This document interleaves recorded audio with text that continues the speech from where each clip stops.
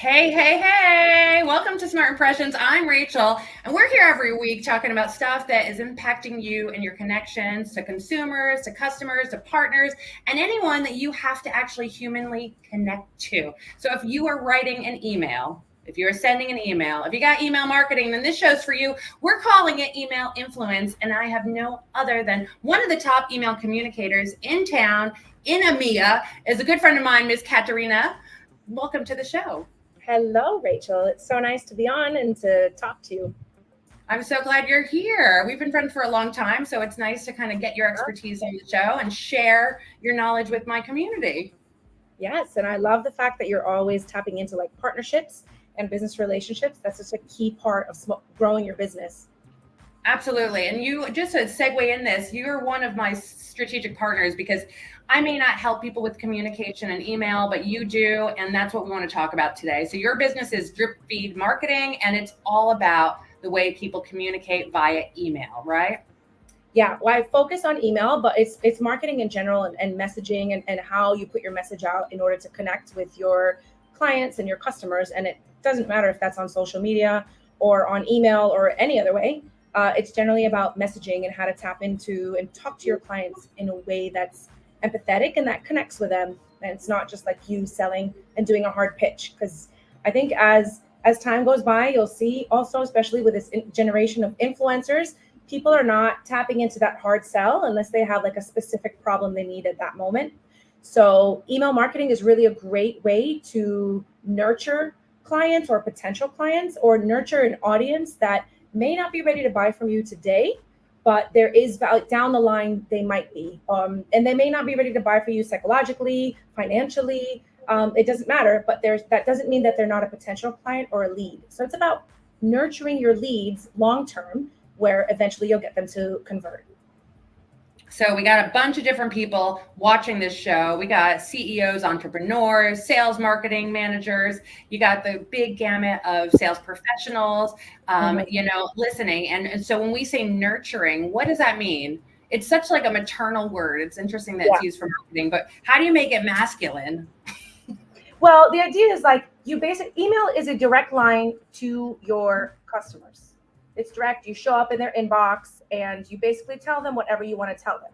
When I say to nurture, it's how do you nurture them eventually so I can switch over to monetizing it, right? So it's really hard depending on what you sell, especially if it's a big ticket item. I work with a lot of startups, or I work with a lot of entrepreneurs who own maybe coaching businesses or sell products and services that are expensive. It's not like, just going online and buying a couple of cute pens. These are like big ticket items. So in order for somebody to actually turn around and hand over a big ticket, a lump sum to buy your product or service, it's going to take a little bit of nurturing. And if you're in sales, that's a key part of what you do, right? You call and you have to persuade the other person that you are the right person for the problem they may or may not have immediately.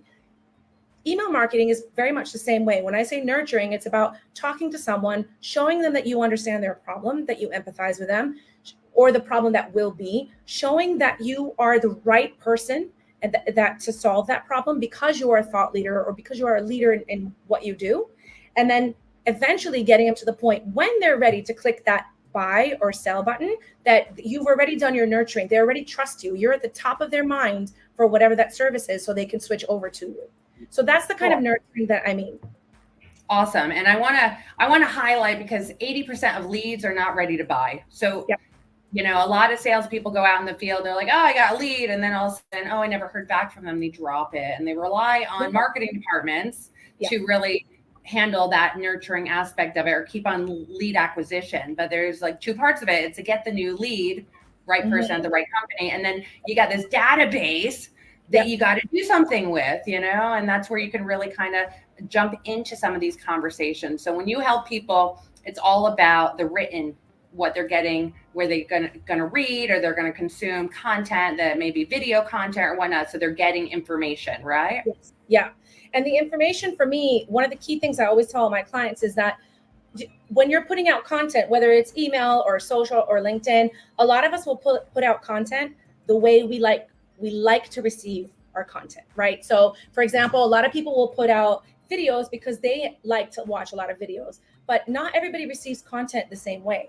So you need to kind of mix it up. So you'll need to have some blog posts. You'll need to have potentially, if you're doing leads, you could do like some checklists or worksheets. You might have video, obviously long video and short video. And it's going to attract different type of people. But the reason you do that, so you get everybody into the top of your funnel, and then slowly you can get it to go down and narrow it down as they get ready to buy. But again, it's exactly what you said. I see a lot of businesses who will go out and collect leads. They'll immediately call somebody and say, hi, would you like to buy our service? No, I'm not ready yet. And then it dies. It's just like a dead, but it doesn't mean they really died. They just weren't ready at that particular moment. So how do you stay on top of mind as a business to the leads that you have? How do you make sure in 3 or 4 months or even 6 months down the line that if they are ready to buy, that you're the first person they think of?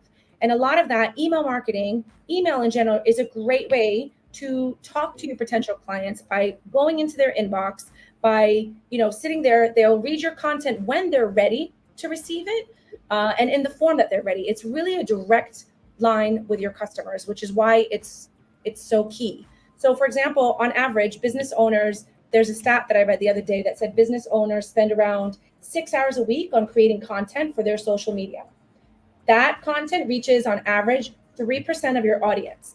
So basically you're spending 15% of your time just to reach 3% of your potential audience. That's a lot of time invested into trying to get leads or just nurture people. Whereas email marketing, if you're sitting on a database of emails, you can just put your content out there one time, or if you segment it, you plan it one time. It's a little bit of a long process to structure it, do the strategy, and then create it. But you have this kind of ongoing, again, I'm going to use the word nurturing. It might be feminine, but you can call it part of the sales funnel, but it's really about positioning yourself as a thought leader and the right person to tackle the problem that your client is having.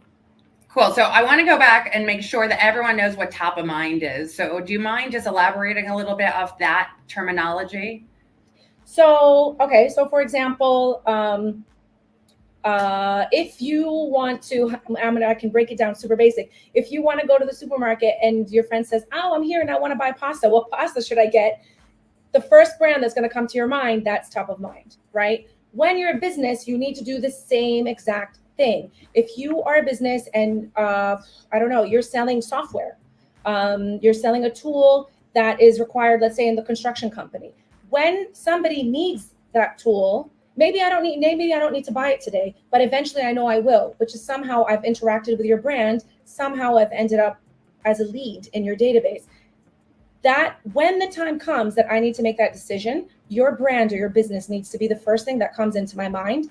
And if it doesn't, it should be one of the first things that's coming into my inbox on a regular basis, bi-weekly, once a month. So it does stay on the top of my mind as a reader. Cool. I appreciate that, because at the end of the day, if people are not ready to buy, you got to make sure that you're there when they are, so that, like food and beverage, if you're a restaurant, you're going to advertise your brand during lunchtime, right before people are going to buy. There's a time sensitivity to it, right? At a database, it's about making sure you're using it effectively. So what is kind of ways that you see businesses are missing this, besides like not having a communication channel? Yeah. What other things are you seeing in email comms that are really like the big things to stay away from? Yeah, I think one of the key things I see that I think is a mistake, what businesses are doing, is that they create their emails and their communications. One is ad hoc, as if and when needed, which doesn't keep that kind of flow going with your brand. And the second is that they're very salesy and very pushy.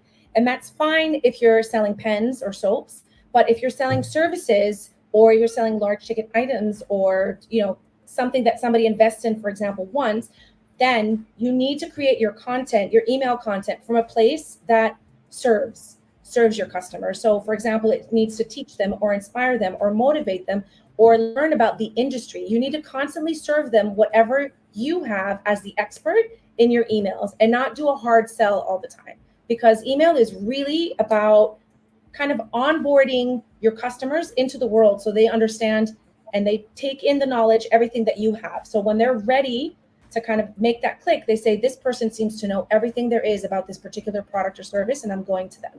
So no hard sells. That's definitely the number one mistake that I see.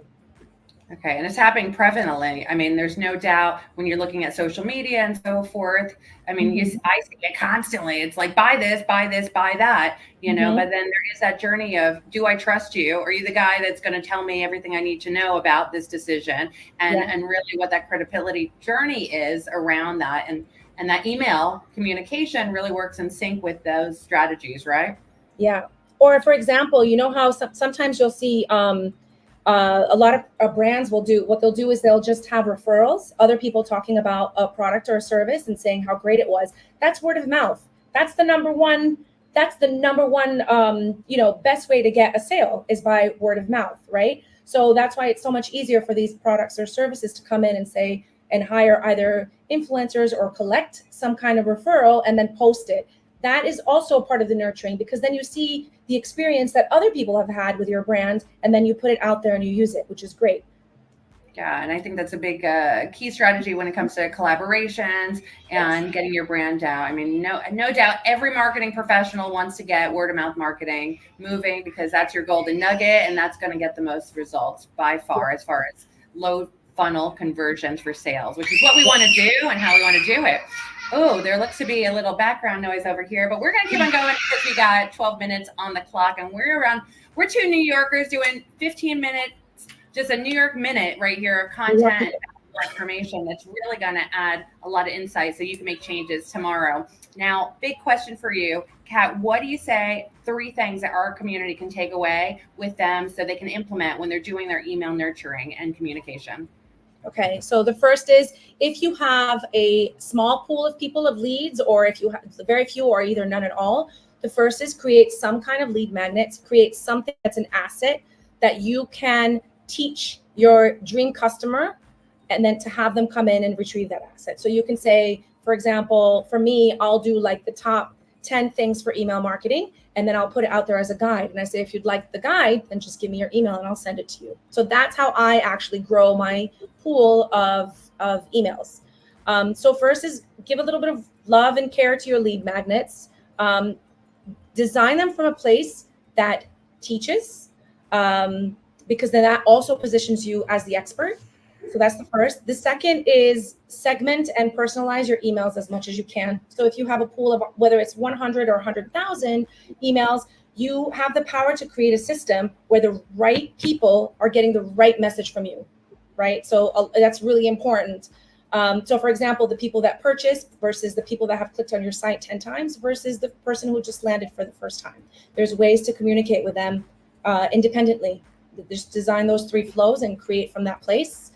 The third is always create content. Your subject lines and your first sentence should always create curiosity. I've seen a huge dramatic increase in open rates once you just create a little bit of curiosity in your subject line and your first line, so people can actually continue reading the emails as opposed to just doing a content dump.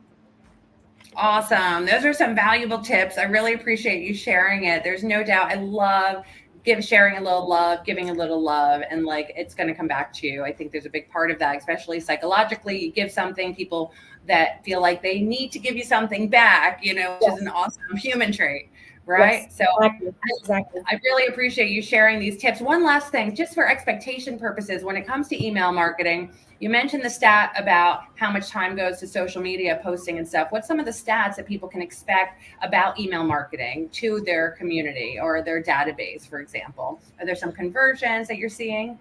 Yeah, I mean, I'm seeing the biggest ROI I'm seeing in businesses is on email marketing. It was actually the key driver that made me switch into focus really on email marketing and to help businesses design their email strategy and design the content around it. I mean, I don't have stats right here. Every business I have is so different, and depending on if you have the right kind of emails, I would say the right database, because you can have a data dump of like 100,000 people. It doesn't mean that everyone wants to connect with your brand, but I've seen like smaller brands and startups with like 500 emails or 1,000 emails, and the actual ROI that they get in a much shorter amount of nurturing is actually really impressive. Like the sales, even when you have a smaller list, it's a lot more pertinent list to your business. You have to give room to people to leave, the people that are not exactly interested in your brand, and that's totally fine. So things like, I'll hear a lot of times they'll say, oh, I had this many people drop off my list. I'm very much of the thought, like, that's okay. They are not your people. Go find the people that really want to hear your message, and then hone in on those messaging, and let the other people go, because they're never going to buy from you. So yeah, it's really important that you get the right people. It's not about how many. And then you'll see a huge difference in your emails and the time investment that you put in versus the people who are buying your services. Yeah, cool. Awesome. Well, I didn't mean to interrupt you there, but clearly there is no doubt size does not matter in this case. It's about the right people that you have in your community, or at least in your database, that are converting, that you're giving the right value to. You know how to do it. I love what you're doing. You're helping businesses communicate better online. And that's what we're doing here at Smart Impressions, unlocking business relationships one connection at a time. So next time you open your next email from a company or service that you know and trust, remember, Kat, Drip Feed Marketing, because she's doing it right and helping guide businesses to do it more effectively. So thank you so much, Kat, for joining us today. Really appreciate your time. Thank you. Thanks, Rachel. Bye. No problem. Have a great day, everyone. See you next week.